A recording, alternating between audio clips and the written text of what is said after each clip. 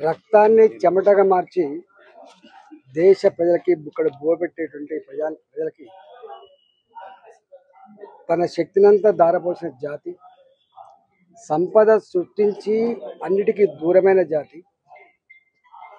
అణచివేతకు గురైన జాతిని పైకి తీసుకురావాలన్నటువంటి కృతనిశ్చయంతో నమ్ముకున్న జాతిని, నమ్ముకున్న ఆశయాన్ని,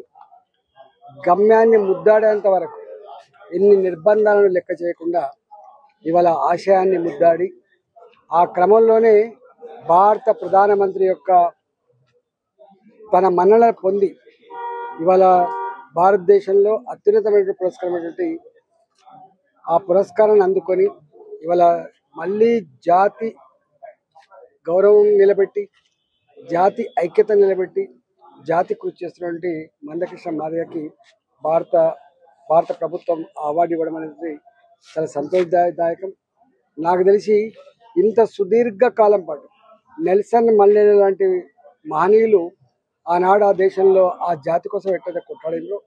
ఇక్కడ కూడా అణగారిన వర్గాల జాతి బిడ్డల వాళ్ళ గొంతుకై, వాళ్ళ బిడ్డై ఇలా ఇంత గొప్పగా ఉద్యమం చేయడం ఆ జాతికే గర్వకారణం, ఉద్యమకారులకి గర్వకారణం, ఉద్యమ స్ఫూర్తి నిలబెట్టిన ఆ బిడ్డకు ధన్యవాదాలు.